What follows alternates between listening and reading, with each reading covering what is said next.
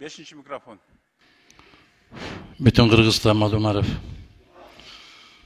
Hormatlı kesipteşler, Talantur Durmamatovич, bizde bir meseleni götürgöndө мындай болуп калып атат да.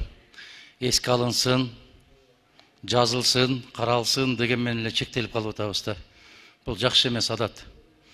Мисалы, эки чоң орчундуу маселе көтөрүлдү кече. Четтен келген акчаларды ошол рубль болсо рубльдай, доллар болсо доллардай берүү. Эске алсын деп койдуңар, аны эске албайт. Эске алган болсо биз ушуну көтөрбөйт элек да ушул жерде. Сиз мындай кылсаңыз, биринчи маселе. Тийиштүү комитет, бюджет боюнча, банк иштери боюнча комитет тийиштүү токтом даярдаш керек. Токтомду көрсөтүш керек. Ар бир жараныбыздын бул жака жиберип аткан бир тыйыны да текке кетпеши керек. Атайын банктар ушундай чайкоочулук жасап атат. Ал жактан рубль менен жибергенде рубль жок деп акча менен берип атат. Ортосундагы пайдаларды да айтып атабыз, чайкоочулук менен кандай пайда таап аткандарын. Доллар боюнча да ушундай. Кече Улуттук банктын төрагасы айтты, доллар айылдарда жетишпей калып атат. А бизге акчаны негизинен айылдыктар которуп атат да. Баткенге, Нарынга, анан алар доллар жок деп койгон болсо ал байкуштар кайда барат? Бизде ошол банк боюнча комитет тийиштүү токтомду чыгарып ушул милдеттемени бериш керек. Биз көзөмөлгө алуучу органбыз. Экинчи маселе, айылдар ортосундагы постторду алып салуу деп кыйкырып атабыз биз. Коопсуздук деп атабыз, азык-түлүк коопсуздугу. Ошол эле учурда жанакы жер семирткич алып бараткан, күйүүчү май алып бараткан жумушчулардын баарын токтотуп алып эзип атабыз. Кече Лейлек районундагы Кольцо деген жердеги посту бүгүнкү күнгө чейин албай атыптыр. Биз эмне жөн эле талаага кыйкырып келип атабызбы? Биздин барганыбыздан не пайда?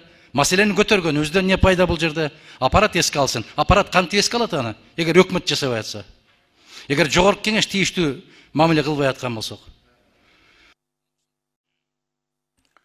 Ошол абдан жаман болду да, ушу 2 мүнөттө айтып бүтпөсөң бүттү деген сөз. Айланайын, жашоого бул, турмушко. Турмушту кантип 2 мүнөт менен чектеп атабыз биз. Тезирээк муну регламентти кабыл алышыбыз керек эле дагы, жогорку толук кандуу иштеп баштап.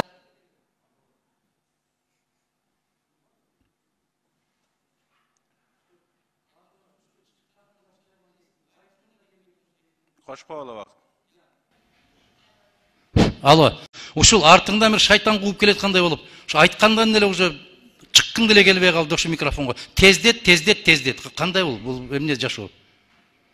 Ушул маанилүү маселелерди карап атканда биз өзүбүзгө жоопкерчиликтүүрөөк мамиле кылышыбыз керек.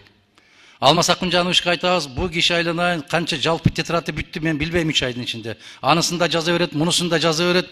Бул кишинин тетратын эртең 5-10 жылдан кийин бестселлер болот го ушул. Пайдасы жок да, жаза бергенде не пайда? Айланайындар, туугандар, туура түшүнгүлө. Дыйкандар какшап атат. Баягында кереги жок постторду тургузуп алып, министрлер кабинетинин буйругу менен иштеп атабыз дейт. А министрлер кабинети Конституцияга каршы токтом чыгарган, Талант Турдумович. Конституцияга туура келбейт ал. Биз бардык маселени токтотуп, бүгүн көз жашын көлдөтүп аткан дыйкандардын маселесин чечип, анан мына мыйзамдарды кабыл алсак деле, бир жигит айткандай кылы кыйшайып кетпейт өкмөттүн. Ошо кылдары кыйшайбаган үчүн тоготпой атат ушуну. А эртең 2-3 күндөн кийин амал кеткенден кийин аларга ташыган жер семирткич кимге пайдалуу? Байсаловка пайдалуу, же кимге? Же Акыл Жапаровка пайдасы тиеби? Мен сунуш киргизем. Туура кабыл алыңыздар. Сунуш киргизем туугандар.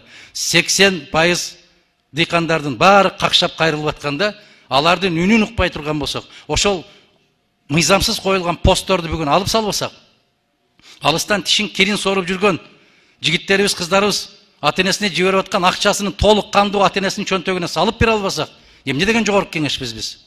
Мунжубузбу, майыппызбы? Кайра күндө кайрылышат алар. А бирок эске алсын менен токтотуп коюп атабыз биз.